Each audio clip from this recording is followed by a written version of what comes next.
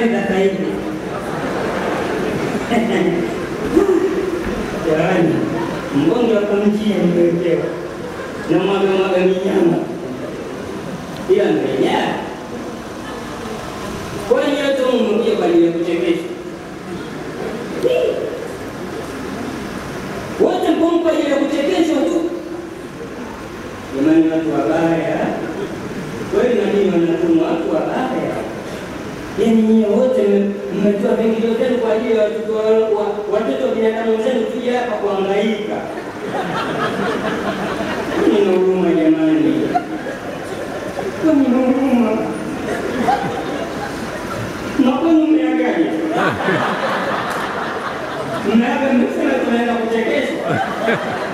Au mmesema tunaenda kuangalia mikatuni? So vizuri. Haya maisha.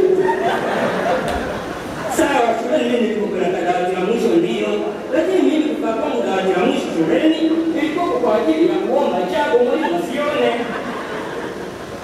Kwa sababu kulikuwa. Na ili upate chago kwa mwanafunzi mwenzio lazima umchekeshe. Pale ndo walali kanikuta, nikajikuta mwisho wa mwisho. Uchekeshaji umenzoea. Maisha bwana. Sasa hapa kwa taarifa yenu mimi sijaje kuwachekesha. Mimi sijaje kuwachekesha.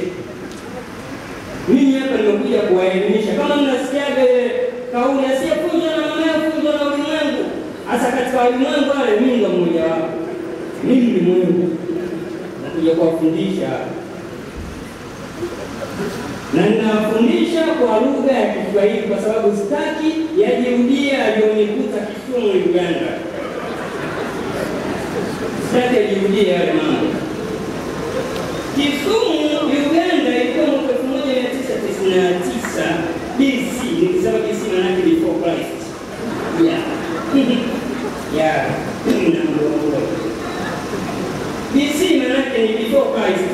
Yaani wakati nilikuwa na miaka 28 na mwaka 99. Lakini wakati nimepanda kwenye stage kwa sababu tulikuwa tumepatwa na msiba wa baba yetu wa taifa wa Tanzania. Kwa hiyo nilianza kwa kumwombea endapo apumzike kwa amani. Hii kuna vijitu vikalipuka eti imelipuka kwa kicheko kwa sababu niliongea Kiingereza. Kwa Kiingereza nilimwomba baba taifa. Sasa ambao nimeelewa Kiingereza kwa shangaa anachanganywa kwa kuongelea msiba. Unaona? Mimi nikawaambia hao waliocheka, mmeelewa nilichokiongea? Wale wakajua nimechekesha tena wakacheka. Hasa hao waliokuwa wamenielewa kwa Kiingereza wakawa wanacheka hao. Natumia lugha ya Kiswahili. Sisi tumeelewana jamani? Natumia lugha ya Kiswahili leo. Kwa sababu Kiingereza ni kigumu na Kiingereza kimeingia ili watu wafeli. Yaani kimeleta mambo vizuri kwa sababu zamani sikuwa natumia lugha ya Kiswahili, kila mtu akawa anafaulu. Swali linakuja kwa Kiswahili, maada ni nini? Mtu anajibu maada ni kitu chochote chenye uwezo wa kupa sehemu kinachukua nafasi. Perfect combo. Perfect combo kinalawika. Perfect combo. Mtu anasaishiwa baraza mitihani kaenda kidato kingine. Ukawa na zile sentensi tata zile zinaitwa. Inakuja sentensi katika mtihani, unaambiwa mtoto kalalia awali. Ishereheshe sentensi. Mtoto kalalia awali, hasa wengine wakawa wanasema mtoto kalalia awali, yani kachukua sahani la wali kaekewa awali kaulalia. Kalalia awali. Wengine wanajaza kwenye mtihani mtoto kalalia awali, kala awali, alafu kaenda kitandani kalala. Wote wako sahihi, mtoto kalalia awali. Ikaja swali lingine kwenye sentensi tata ile sentensi tata linakuja swali la aina nyingine. Kaka yako akioa utasema kakaangu ana mke. Je, kaka zako akioa utasemaje? Wote wanapata kaka zangu wanawake. Perfect combo. Mnasaishiwa. Sasa kama serikali kwa hawa watu wanafaulu wengi na mtaani heshima. Yule mtu anafaulu wengi heshima haipatikani mtaani kwa sababu kitambo uko chuo na mwenzio anataka hivyo kuna mimi niko chuo nasemaje. Mnatambiana. Kwa ukawa unafanyika mchakato ili watu wapende. Zikaletwa lugha nyingi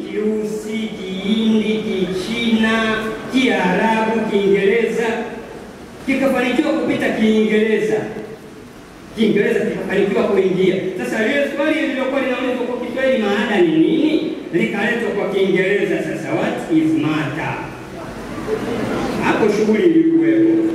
Hapo kwenye what is matter shughuli ilikuwepo. Naamini ili swali lingeulizwa kwa vijana wale wa Instagram, Kolonya Timeline, akiulizwa what is matter, lazima ajibu Mata was a former player of Valencia. Now he is Manchester United with Mourinho. Mata hiyo definition